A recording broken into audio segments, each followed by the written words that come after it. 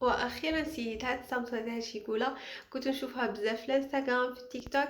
نديروها باللوز بالكاكاو ونضموها بالشوكولا تارتيني، ومن بعد نزيدو نديروها كلاصاج بالشيكولا. بزاف بنينه، هي صح بزاف حلوه، ما تقدروش تاكلوا فوق حبه واحده، بصح اللي يحبوا الشيكولا على بالي راح تعجبكم.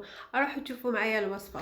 هنا في ريسيبيون نبدا ندير لافارس. درت 3 كيسان تاع اللوز مرحي، ما ترحوهمش بزاف حتى يولوا بودره. ومن بعد زدت لهم 2 مغارف تاع سكر غلاس، زدت لهم شويه لافاني باش تمد لنا ريحه شابه لافارس بلاصه المزار. على خاطرش هاد الصمصه تاعنا رايحين نديروا لها كلاصاج بالشوكولا، ما رايحينش نعسلوها بلا سيله. من بعد زدت لهم 2 مغارف تاع مارغرين دايبين وخلطت كلش. من بعد بديت نطم في اللوز ديالي بشوكولا تارتيني. تسحقوا بزاف شوكولا تارتيني، انا رفدت لي قريب باطا كومبلي تاع نوتيلا هذيك الكبيره، بصح دارت لي كونتيتي كبيره فو كو الكرايات تاع الصلصه يجوا بزاف صغار. وهنا كي ديروا الشوكولا ديروا بشويه هكا باش لافاس تاعكم ما تجيكمش جاريه.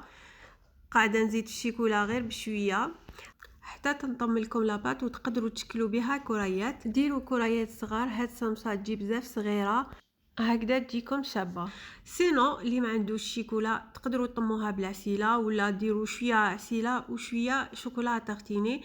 وهنا راني نشكل في الكريات، شكلوا كاع الكريات تاعكم باش تجيكم سهله.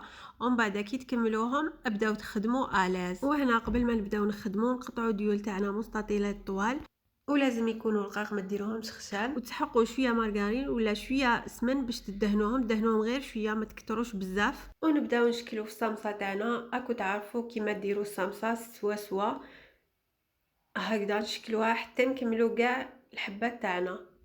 ومن بعد لازم تغلقوها مليح باش ما تفتح لكمش. هكذا كي كملت الحبات تاعي كامل تاع الصمصه نروحو ندهنوها من الفوق غير بشويه مارغرين، غير بالبانسو نجوزو عليها ما تكتروش بزاف مارغرين. ومن بعد حطيتها هكذا في سنيوه كيما راكم تشوفوا. طيبتها على 180 درجه، ما تخلوهاش بزاف، واحد 10 مينوت ولا ميم با، غير تشوفوها بدات تحمر طفوا عليها هكذا باش ما تجيكمش يابسه. سينو اللي يحبوا يقلوها تقدروا تقلوها وشنو ما دهنوهاش كامل بالمارغرين ولا بالسمن. وهنا كي طابت لازم تخلوها حتى تبرد مليح، ومن بعد نبداو نديروها كلاصاج تاع الشوكولا وشبحوها كيما حبيتو. تقدروا ترموا عليها الكاوكاو مكسر من الفوق ولا واش حبيتو، ولا تخلوها هكذاك سامبل. انا هنا درت لها شويه بيستاش ومن بعد خليتها حتى نشفت هذيك الشيكولا.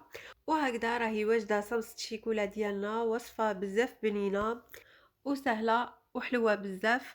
كي تاكلوا ما تكتروش منها. سينو اذا عجبتكم الوصفه ما تنساوش تروحوا تسيوها، وبوكوا با ديروها في السهره تاع رمضان. وباش تشجعوني خلوا لي جيم وكومونتير، واللي مازال ما دارتش ابوني للصفحه تروح دير لي ابوني. وانا نقول لكم نتلاقاو في وصفه جديده وفيديو جديده. سلام.